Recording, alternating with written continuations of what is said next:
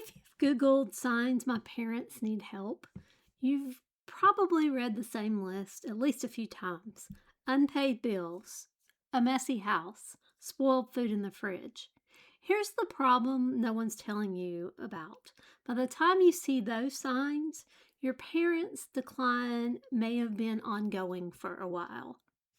Today I'm giving you 5 different signs, quieter ones, the kind that show up before the obvious stuff.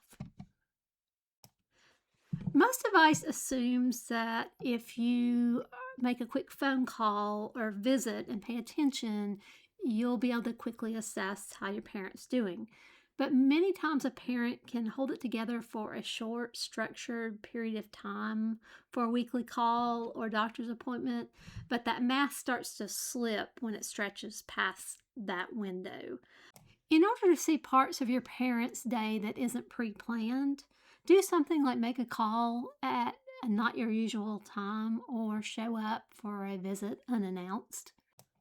Most advice tells you to look for signs of decline in your parent. I want you to look for something else, signs of compensation. A whiteboard schedule that wasn't there 6 months ago, a sudden cluster of sticky notes, multiple alarms set for the same task. This probably isn't your parent getting more organized. Caregiving researchers actually have a name for it. It's called independent coping. It's a well-documented strategy that people use quietly, often before they're ready to admit anything to someone close to them. Another sign to look for is small repeated money glitches. Everyone tells you to check for a stack of unpaid bills, but by the time bills are visibly piling up, a lot may have already happened. I want you to look for something smaller. 2 of the exact same grocery item bought 3 days apart. A subscription they forgot they had, so they have multiple of that same subscription. Or new late fees on accounts that they've had for years and never been late on. Individually, each of these little money glitches looks like nothing. As a pattern, it's one of the earliest, most reliable signals we have that your parent may be struggling. Most lists focus on forgetfulness. I want you to notice the opposite, a sudden narrowing of your parent's ability to be flexible.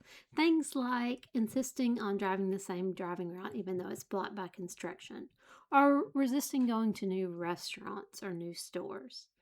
This matters because it's possible, and according to a number of experts, a potential sign of early cognitive changes. Sticking to memorized things that are familiar can become a coping mechanism. We often may refer this to being stubborn or set in the ways, but the picture may be indeed something different. The last quiet sign, and this might be the most overlooked of all, don't just ask if your parent's friend group has really shrunk, if your parent is isolating themselves. Ask a different question. Are the people around my parents pulling back first? Friends and neighbors often notice changes before you do. Generally won't let you know about those directly, but instead they quietly adjust. Fewer invitations, little less time to hang out with your parent or do things with them. Call a trusted neighbor or long-term friend and ask one simple question. How do mom or dad seem to you lately? You might learn something your parent has successfully kept from you. Here's the truth about all 5 of these signs. None of them by themselves prove anything. But together they can buy you months of lead time. Time to start a conversation on your terms instead of being forced into one during a crisis. And if you're noticing 1 or 2 of these quiet signs in your parent right now, you don't need to fix everything tomorrow. You just need to start paying closer attention and maybe start a gentle conversation.